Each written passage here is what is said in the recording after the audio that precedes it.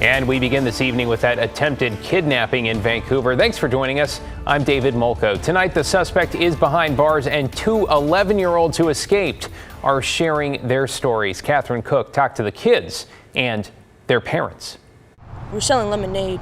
Lemonade for $1, chips $2. Austin Redfern and Bo Kidner's business venture was going pretty well Tuesday night. We made probably like $30. Until they say a strange man walked over to the 11-year-olds. This guy was really creepy, and we think that he could have been like drunk. They'd set up outside their East Vancouver apartment complex on Northeast 109th Avenue. He said, "Do you guys want to make $1,000 a week?"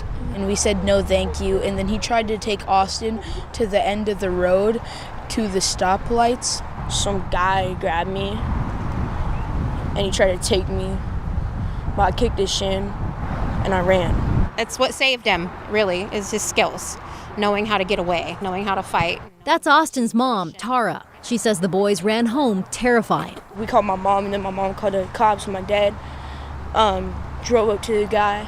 Austin joined his dad as they drove through the neighborhood. This is dash cam video from his truck. This guy? Yeah, that guy. He found the suspect in a nearby parking lot and confronted him. Pretty much told him, "You touch any kid around here again and I'm going to end you." And the guy was just like, "What can I do to make it right?" And it's like, you can't make it right. You grabbed a kid, man. Minutes later, Vancouver police arrested 35-year-old Benjamin Kelly. He was booked into the Clark County Jail on attempted kidnapping in the second degree. Don't grab kids or you're going to go to jail. It's a big relief, but I also have that fear, too, that it could happen again. You know, can I let them go out? You know, can I trust that they'll be safe even on our playground over here? You know, I don't know. Yeah, don't grab kids. The suspect, Benjamin Kelly, was in court today. He's charged with attempted kidnapping in the second degree and being held on $50,000 bail. Kelly's next court date is June 7th. David. Yeah, so glad both of those kids are okay. Thank you, Catherine. Let's get you caught up on tonight's other headlines now. Police are searching for the driver who struck a woman in Southeast Portland this afternoon and then took off. The crash happened just after 1:30 on Southeast Division. The victim died at the hospital. Authorities say she was walking when she was hit by a vehicle headed east on Division. Police have not released a suspect description.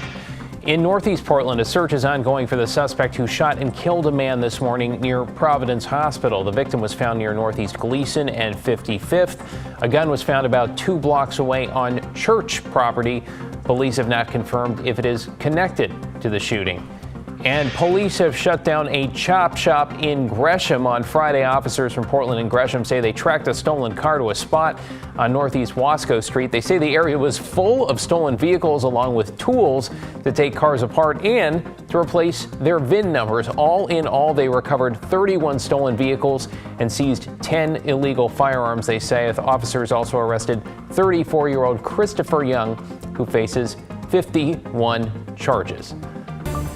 Well, now to our homeless crisis and the political battle shaping how local governments respond to it. It turns out Portland City Council is debating whether or not to renew a contract with Multnomah County over the joint office. You might remember this is the same office that keeps underspending public tax dollars meant to go toward homeless services. Blair Best explains why city leaders say it's not working the way it's supposed to.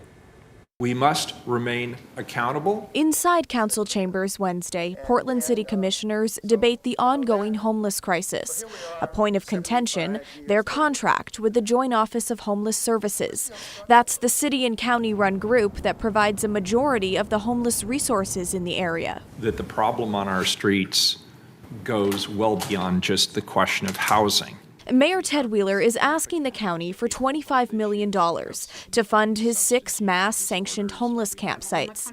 The county chair, Jessica Vega Peterson, has agreed to give over that money upon approval from the county board. She says in a statement that it's absolutely necessary for the county and city to work together to solve the humanitarian crisis on our streets. Over the years, that relationship has been complicated, to say the least. We call this the joint office, but there's actually no coordination between the city and county around houselessness services. The city is now deciding whether it will renew its contract with the Joint Office of Homeless Services, a program that the city gives roughly $43 million to a year. The new director of the Joint Office, Dan Field, testified about this on Wednesday. I do think let's keep in mind why we created a joint office in the first place. There's a really complicated set of braided funding that needs to come together effectively to address the continuum of needs.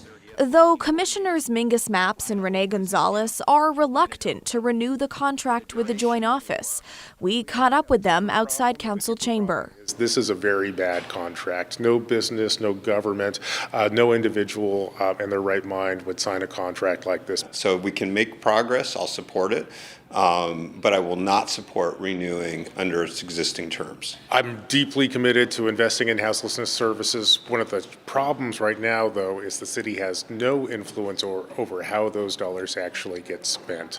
And this is deeply problematic. It's my understanding you're set to vote on this next week. Do you think a week's time is enough to sort all of this out? I sure hope so. We got lots of professionals and plenty of smart people working on this. We have to get it. We have to have this worked out. Blair Best, KGW News. And they've got a week to do it. Well, new tonight, Vancouver has just announced the location of what would be its fourth city-sanctioned homeless village, or what they call a safe stay community. The property is just west of I-5, north of Discovery Middle School and the Kiggins Bowl. The land is owned by Washdot. It's being leased to the city. Officials say it's also close to public transit and in a spot where people are already camping. The city's now taking public comment on that proposed location with an online hearing that is set for next Wednesday.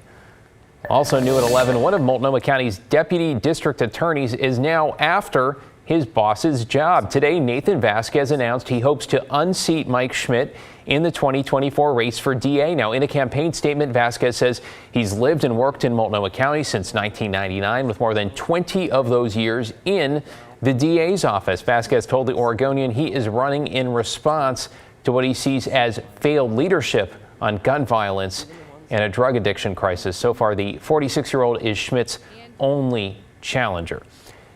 In an update to a KGW investigation, Oregon lawmakers just passed a bill aimed at cracking down on rising retail theft. Now, Senate Bill 340 makes it easier to prosecute organized shoplifters. It allows prosecutors more leeway to lump together multiple thefts by the same suspect in order to create a more serious charge. It adds a tougher 2-year prison sentence as well for those who commit repeated property crimes. These individuals are organized, and we know that they understand that they can target right now multiple retailers of different ownership and not be prosecuted under the law as it exists today. And this bill will change that. The bill passed the Senate last month and just passed the House, so it now heads to the governor's desk. You're watching KGW News, and still to come.